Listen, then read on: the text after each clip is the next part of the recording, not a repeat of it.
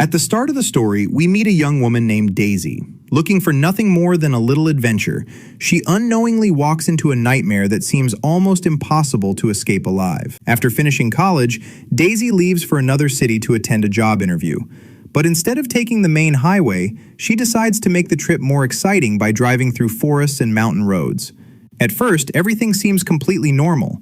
However, after a while, her navigation system starts sending her in different directions again and again. Before she realizes it, Daisy ends up in an area where there is no road ahead at all. Panicking, she tries to turn back, but the navigation keeps telling her to make a U-turn. Soon, she reaches a point where she can neither move forward nor go back. Frustrated by the constant wrong directions, Daisy finally stops trusting the navigation and starts looking at a paper map to find the correct route. Just then, a large truck pulls up in front of her. Since she is alone in the middle of a deserted place, Daisy is already on high alert. The man inside the truck listens to her problem and kindly starts showing her the route on the map. At first glance, he seems like a helpful stranger, but then Daisy notices that he quietly locks the truck door. Seeing this immediately makes her suspicious. A few moments later, the man starts insisting that Daisy should come to his house. His overly friendly attitude and strange behavior make her feel uneasy. The moment she clearly refuses, his real face comes out. The situation suddenly turns dangerous, and two men begin chasing Daisy. She runs with all her strength to save her life. Just minutes ago, everything had seemed completely normal, and now she is running for her life without even understanding what happened. While escaping, she badly injures her leg. The pain becomes so intense that she can barely walk. Even so, the sound of footsteps behind her forces her to keep moving. When the two men get dangerously close, Daisy quickly picks up a heavy rock and throws it at them. The rock distracts them for a few seconds, giving her the chance to escape deeper into the thick forest. As evening slowly falls, Daisy reaches a small river after running for several hours. She is so thirsty that she doesn't care whether the water is clean or dirty and immediately starts drinking it. Surrounded by the endless forest, she feels completely alone. The fear on her face is impossible to hide, but she keeps encouraging herself, believing that somehow she has to make it out of this place alive. When night falls, she finds a hidden spot in the forest and decides to stay there. She spends the entire night in fear, expecting an attack at any moment. Luckily, nothing happens to her that night. The next morning, Daisy becomes worried about her injured leg. Hoping to prevent an infection, she cleans the wound with river water and a soft drink she has with her. The pain is almost unbearable, but she refuses to give up. However, in her hurry, she makes a serious mistake. Blood from her wound gets smeared across the nearby leaves. Meanwhile, the two men are still searching the forest for her. To cover up their crime, they return to the place where Daisy's car is parked. They take her car and prepare to stage a fake accident so the police will believe the young woman died in a crash. On the other hand, Daisy's condition keeps getting worse. Her injured leg becomes badly swollen, and she has to stop and rest after every few steps. She deeply regrets her decision to take the adventure route. If she had stayed on the main road, she would probably have reached her interview by now. Instead, she doesn't even know if she will ever make it out of the forest alive. Completely exhausted, Daisy breaks down in tears. But suddenly, she hears a loud crashing sound from above. Looking carefully, she realizes that someone is pushing her car off the mountain to make it look like an accident. At the same time, she hears the voices of the two men. They are saying that before the police arrive, they have to find the girl's dead body. They are convinced that an injured girl could never have run very far and believe she must already be dead because of blood loss. But then they notice fresh blood stains on the leaves. At that moment, they realize Daisy is still alive. After that, they begin searching every corner of the forest. While trying to escape, Daisy finds a broken mobile phone lying between some rocks. It was probably thrown out of her car when it crashed down the mountain. Although the screen is completely shattered, the phone is still working. Seeing this brings a new ray of hope to her. She immediately tries to call for help, but there isn't even a single network signal in the dense forest. Desperately, Daisy keeps moving from one place to another, searching for a signal. She even crosses freezing cold water and climbs the hill on the other side, but every attempt fails. Then, the phone's battery dies completely and it switches off. At that moment, Daisy loses all hope. Hunger, cold, pain, and fear have left her body extremely weak. After days of exhaustion and stress, her body finally gives up and she collapses unconscious on the ground.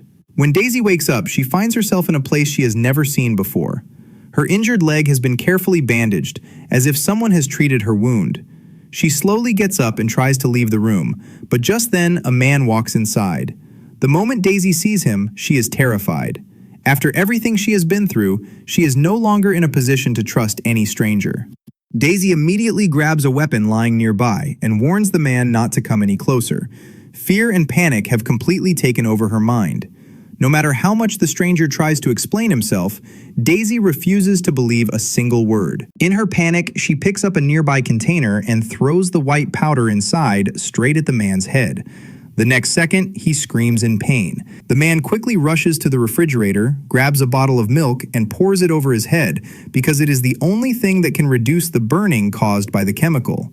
Daisy cannot believe what she has just done. Meanwhile, after losing contact with their daughter for several days, Daisy's family becomes extremely worried.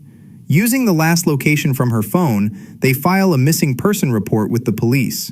The local police officers begin preparing to investigate the case. When Daisy wakes up again, she finds her hands tightly tied. However, the man's behavior no longer seems as frightening as before. He gives her food and water and calmly tells her to eat. But the moment Daisy asks to call the police, the man immediately changes the subject. Having been hungry for 2 days, Daisy can no longer resist. As soon as the man turns around, she starts eating as fast as she can. Little by little, she begins to feel that maybe he is not the kind of person she first believed him to be. During their conversation, the man introduces himself. His name is Henry. He has been living completely alone in the forest for many years. He has turned an old van into his laboratory. After Daisy tells him everything that happened, Henry immediately understands who the 2 men chasing her really are. Just then, a sudden noise comes from outside. Henry's face instantly turns serious. Seeing his expression, Daisy realizes that the men outside must be the same people she escaped from, and she is right. The same 2 men are standing outside. In fact, only these 3 men live in that forest, and they have been working together for years. Henry manufactures the product, while the other 2 men handle the deliveries. But this time, they haven't come for business. They are searching specifically for the injured girl. Henry does everything he can to stop them from coming inside. He makes excuses and tries to distract them, but in the end, the 2 men force their way into the house. Surprisingly, they find no one inside. While they are distracted, Henry quickly hides Daisy's food and water and removes every sign that someone else has been there. Everything looks completely normal, so the 2 men don't become suspicious. The truth is that before they arrived, Daisy had already managed to save herself. Using her knowledge, she mixed some of the chemicals in the room with water and created a reaction that burned through the ropes tied around her hands. She then escaped through the back window. But the most surprising part is that Daisy doesn't run away. She knows nothing about the unfamiliar forest, and if she leaves alone, she could easily end up in even greater danger. So instead, she stays hidden nearby. When Henry discovers this, he is genuinely surprised. He never expected a girl raised in the city to have such a good understanding of chemistry. Daisy also admits that she had no idea how dangerous the white powder was. She tells Henry that she acted out of fear and apologizes for what she did. As time passes, the 2 begin talking more and more. Daisy asks Henry that if he truly wants to help her, why won't he let her leave? Henry finally tells her the truth. He doesn't have a vehicle, and the nearest road or small town is nearly 20 miles away. In Daisy's condition, there is no way she could walk that far. On top of that, the forest is so dense that she could easily lose her way.